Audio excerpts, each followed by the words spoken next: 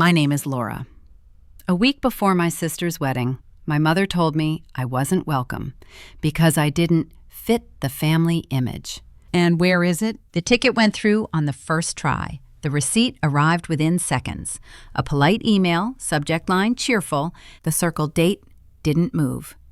I tapped the transaction again to make sure it was real. The lobby doors slid open as soon as business hours hit. A few people were already waiting, eyes on phones, jackets still on.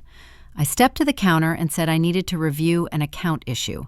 The teller glanced at the screen, typed for a moment, then nodded toward a row of desks. Someone will be with you shortly. A man in a blue shirt waved me over before I sat down.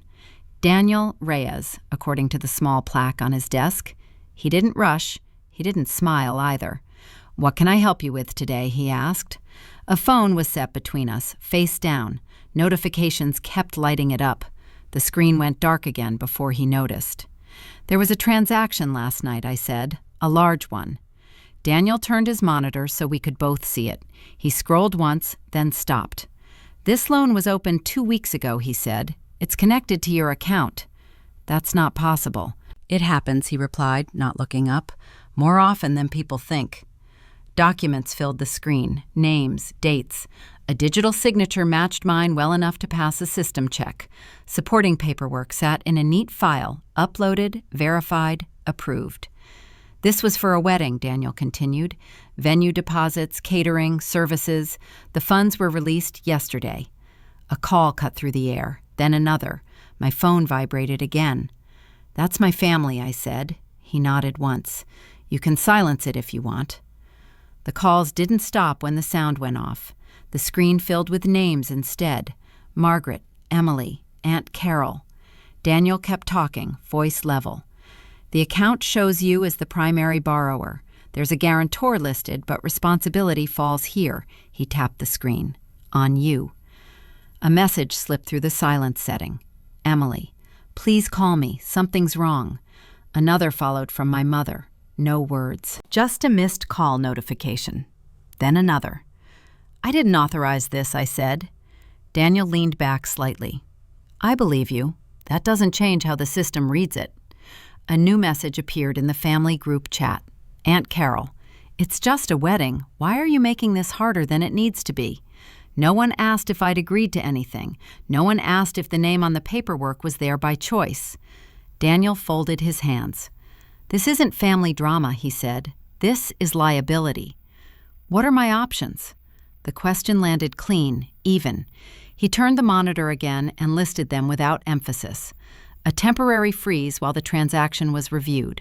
A formal fraud investigation. Cooperation with the bank's compliance team. Each option came with a timeline and a set of consequences. "What happens if I do nothing?" I asked. "Then the loan stands," he said. "Payments begin next month." Another call came through, this one from my mother again. I didn't answer. Daniel slid a printed form across the desk. "This initiates a temporary lock while we investigate. It doesn't assign blame, it pauses activity." My phone buzzed against the wood. "Emily, the venue is calling Mom nonstop. What did you do?" A second message arrived before I could read the first fully. "Margaret, I don't understand why you're doing this to us." Daniel's computer chimed. An email popped up on his screen and then on mine a second later. Subject, service update. Body, thank you for being a valued customer. He glanced at it, then back at me. Automated, he said. Bad timing. The paper waited. A pen rested beside it, clipped neatly. Another message came through, this one from a cousin I hadn't spoken to in years. "Cousin Mark, you're really going to ruin your sister's day over paperwork?" Daniel cleared his throat. "Once this is signed, the account activity stops temporarily. People connected to the transaction may notice." "That's fine," I said. He didn't react. He just nodded and pointed to the line. The pen felt lighter than expected. The signature took a second, maybe less. Daniel gathered the form and placed it in a folder. "We'll be in touch," he said. "Someone from compliance will reach out." The phone buzzed again. This time, it was a voicemail notification from my mother. Daniel stood. "If you need copies of anything, let us know." At the door, another automated email landed. Your request has been received. No exclamation points, no sympathy, just confirmation. The parking lot behind the office filled faster than usual. Cars edged past each other, engines idling, people talking into phones as they walked. Mine vibrated again before I reached the door. Margaret's name flashed. I let it ring. By the time the car started, 3 voicemails waited. Another call came through from Emily, then a text from an unfamiliar number. Aunt Carol, the venue is calling everyone. What did you tell the bank? Traffic crept. A notification from work slid in beneath the messages, then disappeared under another missed call. The phone went face down on the passenger seat until the buzzing stopped. At the next red light, an email preview caught my eye. From the bank, subject line, neutral. I opened it. Attached were updated transaction details, more line items than before, dates that went back months, amounts that didn't match flowers or table settings. One charge stood out, a payoff. An old balance cleared in one sweep. It wasn't for the wedding. The light changed. The car moved. My grip tightened on the wheel as the realization settled without ceremony. A portion of the loan had gone somewhere else, somewhere older, somewhere familiar. Margaret called again. I answered this time. You need to stop, she said, breath uneven. You're going to destroy your sister's life. The accusation landed clean, practiced. What was the other charge for, I asked. Silence stretched, not dropped, chosen. It doesn't matter, she said. Everything is connected. It matters to the bank. You always make things harder, she replied. If you would just open the account again, this would go away. Emily cut in on the other line before I could respond. Please, she said, just fix it after the wedding. We can talk then. There won't be an after, I said. You're being dramatic, my mother snapped. This is family.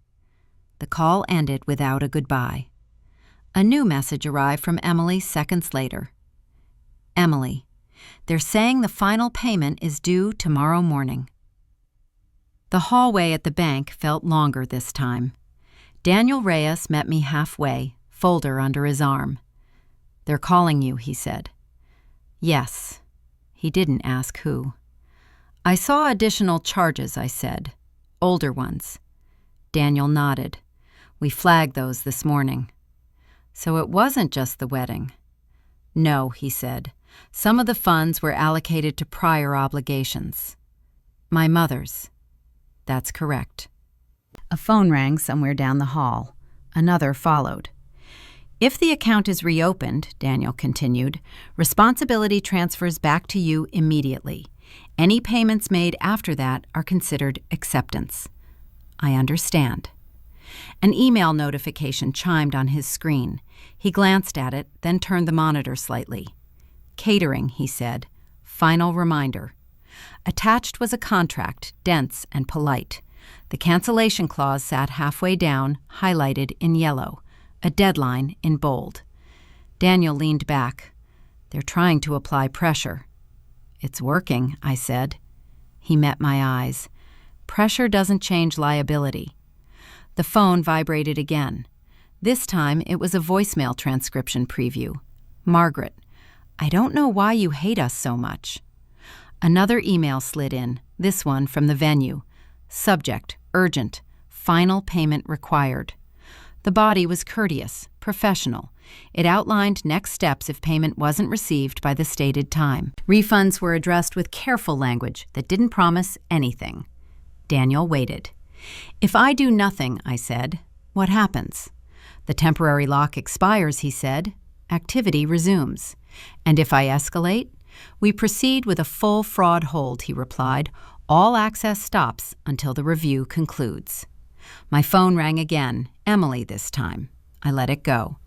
Daniel added, people connected to the account will notice. They already have. He slid a form across the desk, different from the one before. The language was firmer, the margins narrower. This confirms a full lock due to suspected fraud, he said. It's not a verdict, it's a pause. An automated email arrived before I picked up the pen. Your request is being reviewed. The timing was almost considerate. Another message appeared from the family group chat. Aunt Carol, this is getting embarrassing. Daniel glanced at the phone, then back at me. If you want a few minutes. No, I said. The pen moved. The signature took less space than the one before. He collected the paperwork. We'll notify you of any updates. Outside, the air felt heavier than it had that morning. The phone rang again. Then again. Names stacked, notifications layered over each other. A final email came through as I walked toward the car. Your request has been successfully processed. The wording was clean, the tone even. I silenced the phone, set it in the console, and turned the key. The morning started with a calendar reminder that no longer mattered. The date sat there anyway, bold and unhelpful. Coffee brewed, then went untouched. A laptop opened on the kitchen table, more out of habit than purpose. Messages arrived before breakfast. Unknown number. Card declined. Call me ASAP. Another followed from a different contact. Venue coordinator. Payment did not process. Please advise immediately. A third message appeared while the second was still loading. Emily, where are you? Mom can't get through to you. The phone kept lighting up without sound. Missed calls stacked, each one more urgent than the last. Names repeated. New numbers joined in. The device warmed against the table as if it were working overtime. An email arrived from the payment processor. Subject, transaction declined. Below it, 2 lines explained nothing and everything. Reason, insufficient authorization. Suggestion, please try another payment method. A second email followed, almost apologetic in tone. Your payment attempt was unsuccessful. The laptop chimed. A new message from the event planning office filled the screen, carefully worded and impossible to misread. The final payment had not cleared. According to the contract, services would be suspended until confirmation was received. A paragraph further down outlined cancellation terms, each sentence ending with a period that felt intentional. Calls from my mother came one after another. The third voicemail preview appeared without being opened. Margaret, you need to answer. This is getting out of hand. A message from the groom's brother appeared next, the tone sharp and unfamiliar. Groom's brother, there's an issue with the venue. What did you do? Another email cut in, this one from the restaurant hosting the reception. Subject, immediate action required. The body stayed professional. The deposit could not be accessed. Without payment, the reservation would be released. The release would be immediate. The phone rang again. Emily this time. I answered. They're saying the card doesn't work, she said. People are here. What's going on? You should talk to Mom, I replied. She's crying. The coordinator wants answers. A shout came through the line, muffled but angry. A male voice. The groom, maybe. The words didn't carry, but the tone did. Can you just fix it? Emily asked. Please. I can't, I said. You're doing this on purpose, she said. The line went dead.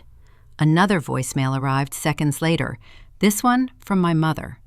If this wedding falls apart, that's on you. The laptop refreshed. The event planning office sent a follow-up. Per our agreement, failure to remit payment by the stated deadline results in contract termination. Below that, a timestamp confirmed the deadline had passed. An automated notice from the restaurant arrived less than a minute later. Reservation canceled. No explanation, no sympathy, just a confirmation number and a closing line thanking the recipient for their interest. The phone buzzed again, then again. A text from a cousin landed with no greeting. The groom is furious. People are leaving. Another message followed. I hope you're happy. A new email arrived from the payment processor, calm and consistent. Transaction declined. Please try another payment method. The repetition felt almost polite. The laptop stayed open as messages continued to come in. A call from an unfamiliar number broke through the silence setting. I ignored it. The voicemail preview popped up a moment later. Venue manager. We're releasing the space. I'm sorry. A text from Emily appeared without punctuation. Emily, He's saying this changes everything. A second followed before the first could be answered. Emily, Mom is blaming you. The cursor blinked in an empty message field. It waited longer than necessary. I typed one sentence. Congratulations, a truly unforgettable wedding. The message sent without delay. No read receipt followed. The phone went face down. Another automated email arrived, this one from the bank. Account status update. No further action required at this time. The timing was precise, almost considerate. Outside, a car alarm chirped and stopped. Somewhere across the city, chairs were being folded. Contracts were being printed. Conversations were ending without resolution. The laptop battery dipped into yellow. The screen dimmed slightly, then adjusted itself. A final email slid into the inbox, subject line neutral, sender unfamiliar. Refund eligibility, not applicable. The laptop closed with a soft click. The phone followed, placed screen down beside it. Boarding announcements overlapped in the waiting area, each one ending with a last call that didn't apply to me anymore. The ticket sat in my phone wallet anyway, unscanned. A carry-on rested by my feet, zipped and ready for a plan that had already changed. An email arrived marked Official Notice. Subject, Fraud Review Initiated. The message didn't waste space. An investigation had been opened. Cooperation was required. Failure to comply could result in personal liability. A case number followed, then a signature block with no human name. Another email followed within the minute. Next steps, conference call scheduled. A link, a time, a reminder to be punctual. My phone buzzed again. This time, it wasn't the bank. Margaret sent a wall of text that didn't fit on one screen. Apologies stacked on top of explanations. Explanations slid into accusations. Accusations circled back to apologies. The word family appeared often. So did need. I never meant for it to get this far, one line read. You could have said no, another insisted. At the bottom, a sentence broke from the pattern. Please don't let this ruin everything. Emily stayed silent. No calls, no messages. The typing dots never appeared. The conference call started on time. 3 voices joined before mine. Daniel Reyes announced himself first. A legal representative followed, tone careful, words precise. Thank you for joining, the attorney said. We'll keep this brief. Documents appeared on my screen. Dates, transfers, authorizations. A timeline built itself without commentary. The review includes transactions beyond the recent event, the attorney continued. Some funds were applied to pre-existing balances. That was not disclosed to me, I said. We understand, Daniel replied. That's part of the concern. The attorney spoke again. If you do not provide full cooperation, you could be considered complicit by default. Silence followed. Not dramatic, just procedural. What does cooperation look like, I asked. Access to records, she said. Consent to retrieve communications. Clarification on any prior knowledge. Another email arrived mid-call. Subject, document request. Attached was a list longer than expected. Margaret called during the meeting. The phone stayed face down. She's trying to reach you, Daniel said, glancing at the screen reflection. Yes. We advise against discussing the case with involved parties, the attorney added. I won't, I said. The call ended with instructions and a follow-up scheduled for later in the week. A calendar invite landed before the line disconnected. Thank you for your cooperation. The phrase felt premature. A message from Margaret arrived immediately after. I know you're angry, she wrote, but this is tearing the family apart. Another followed before I could lock the phone. I raised you better than this.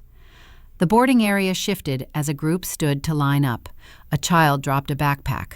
Someone laughed and apologized. Life continued on schedule for everyone else. Daniel called separately a few minutes later. You did the right thing, he said. I didn't do anything yet.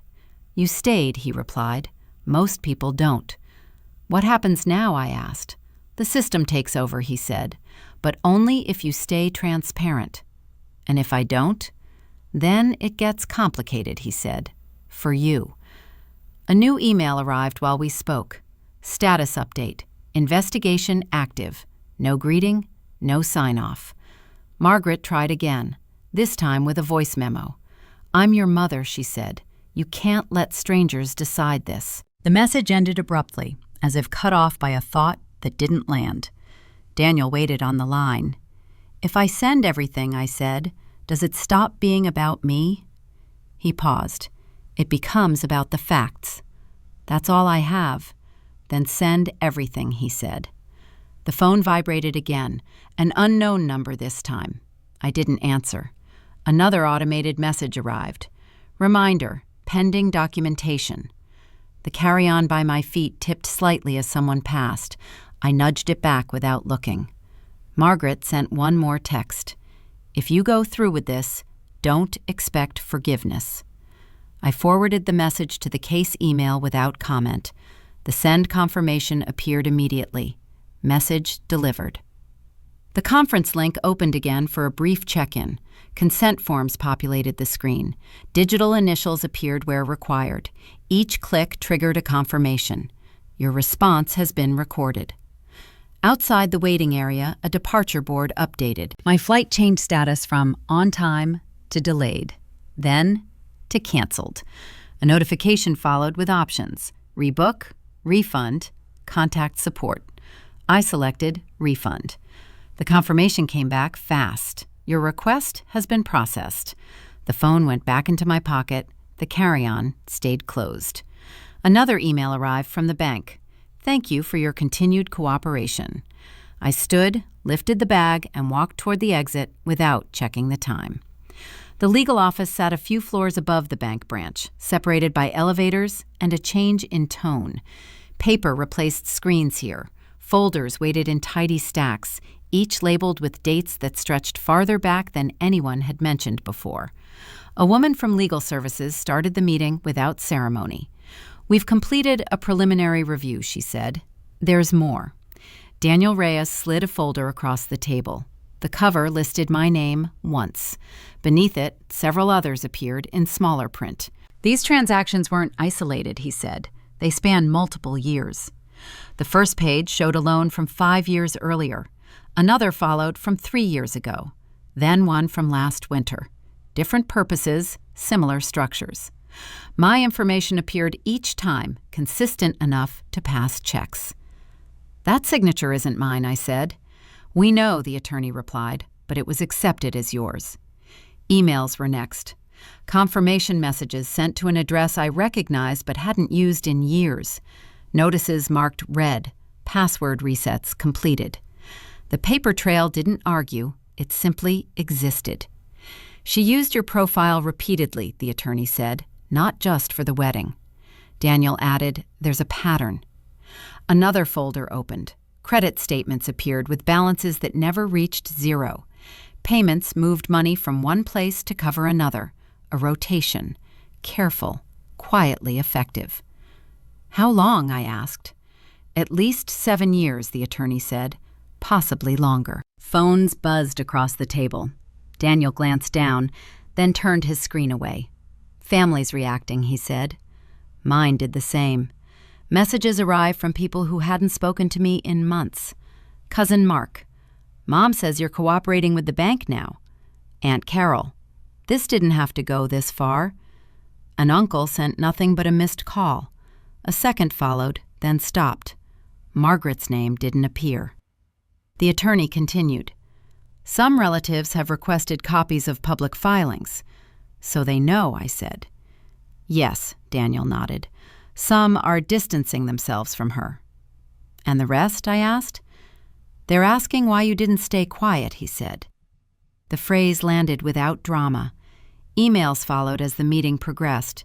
Each document carried a date and a reason. Education expenses, medical bills, repairs that never happened. The same justification repeated with slight variations. "This one paid off an older loan," Daniel said, tapping a page. "This one consolidated debt." "And this?" I asked. The attorney checked the line item. "Cash advance." Silence settled. Not heavy, just procedural. "Was any of this legal?" I asked. Not without your consent, she said. A new message arrived mid-sentence. Unknown sender. She did what she had to do. No name, no greeting. The attorney closed one folder and opened another. We need to discuss next steps, she said. Given the volume, this may escalate beyond internal review. To where, I asked. Federal credit authorities, she replied. Possibly. Daniel watched me carefully. That means timelines, he said, and scrutiny. And consequences, the attorney added. A notification chimed from the system. Document batch uploaded. Another followed immediately. We appreciate your cooperation. The timing felt off, but the wording stayed polite. A call came through from my mother. The phone stayed still on the table.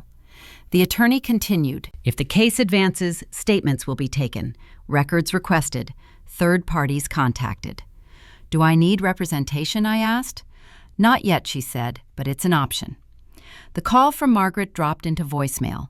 A transcript preview appeared without being opened. Margaret, I don't understand why you're doing this. Daniel shifted his chair. She's losing leverage, he said. That's why the tone changed. Another email arrived, this one from a cousin I trusted once. Cousin Sarah. I had no idea she was doing this. I'm sorry. A second message followed from someone else. Cousin Mark. This should have stayed private. The attorney gathered the folders and aligned them neatly. For now, she said, we continue documenting. No contact with involved parties. Daniel stood. We'll handle communication on our end. Outside the office, voices rose from a nearby hallway. Someone argued softly, words clipped. A door closed. Footsteps moved on. My phone buzzed again. Margaret finally sent a text. I was protecting the family, she wrote. You're choosing strangers over us. Another email from the system arrived beneath it. Case status, active. No adjectives, no commentary. Daniel waited while I forwarded the message to the case file. Everything, he asked? Yes. He nodded. That helps. The attorney handed over a printed schedule.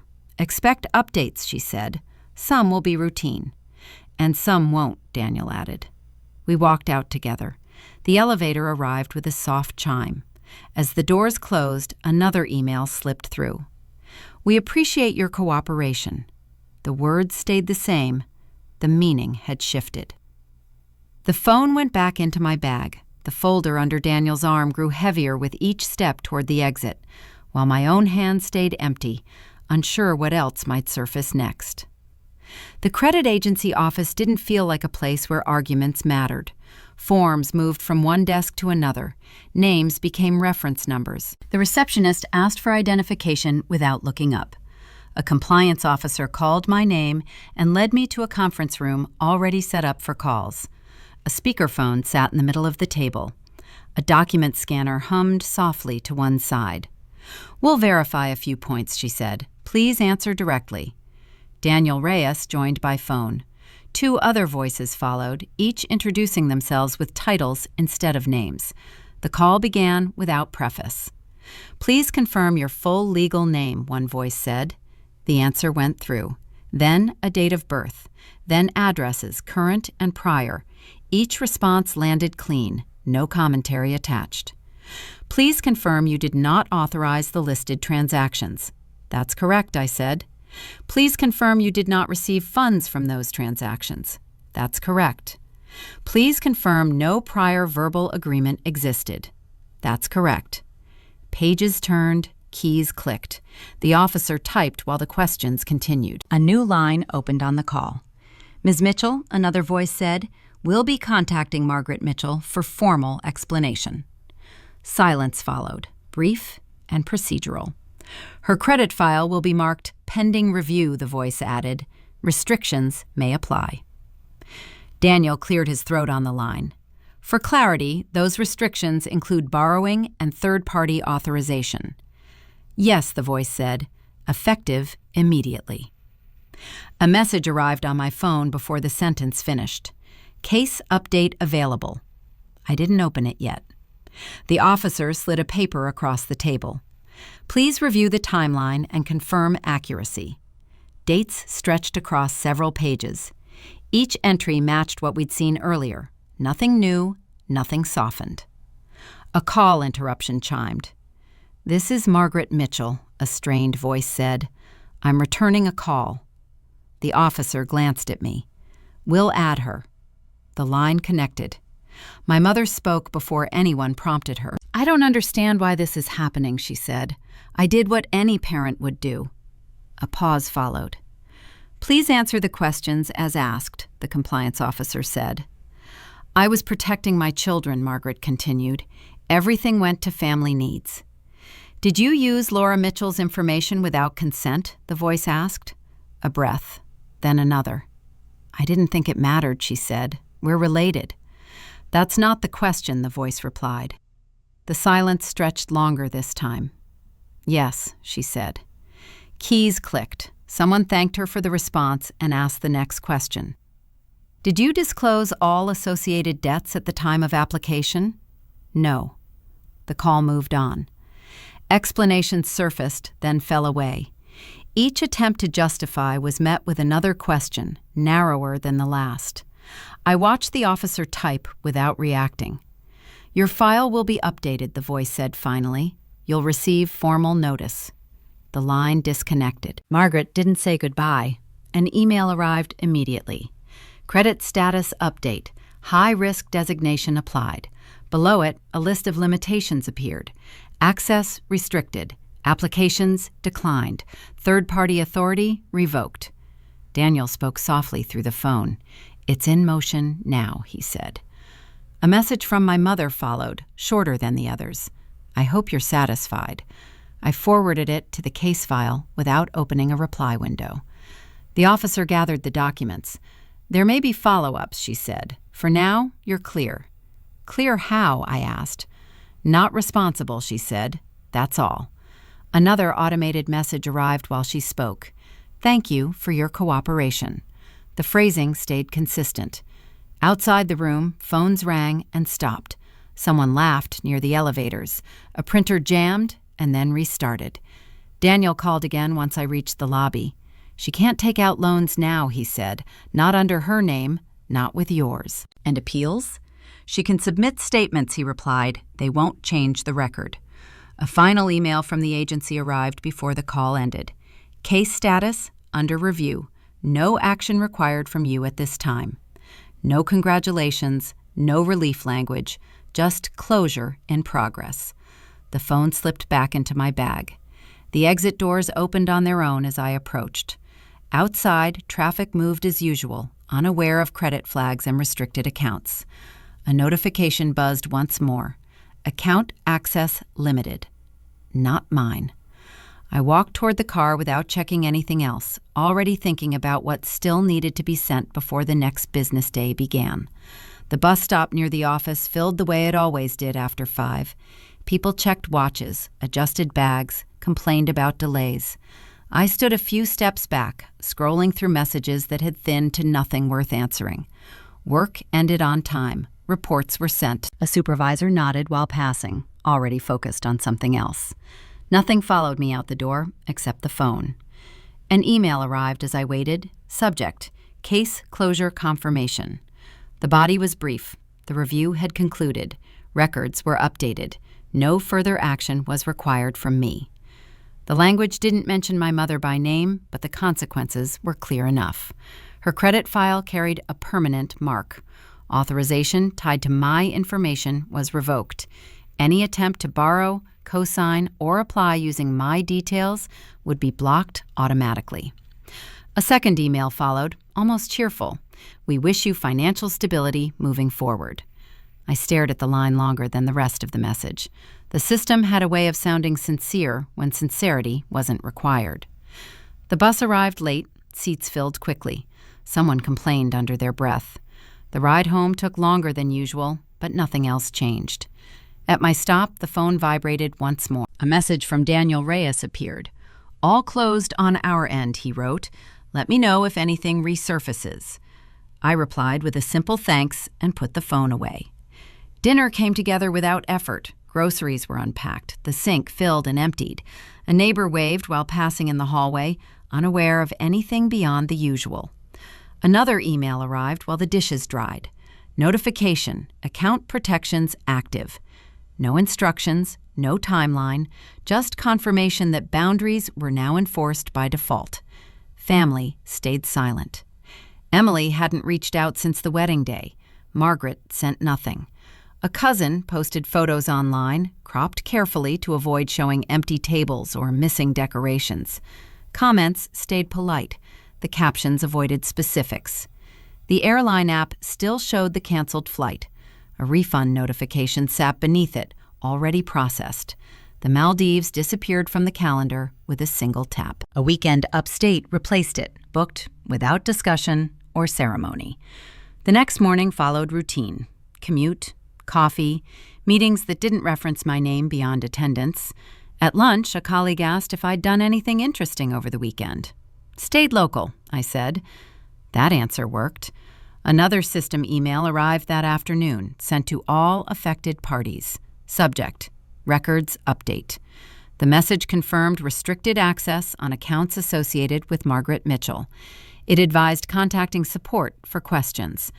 The closing line repeated the same wish for stability, unchanged from the one before. No one celebrated. No one apologized. A call came in from an unfamiliar number during the walk home. I let it go to voicemail. The transcription preview appeared a moment later. "This is Margaret," the text read. "I just wanted to understand where we stand." I didn't listen to the audio.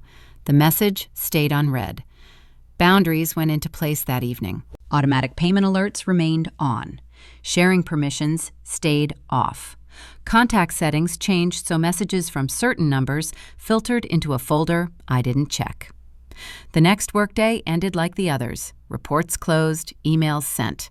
A manager mentioned a new project starting next quarter. My name appeared on the list without comment. At the same bus stop, the same crowd gathered. A teenager argued with a friend about music volume. Someone laughed. A dog pulled at its leash. The phone buzzed once more. Final notice. File archived. Nothing else followed.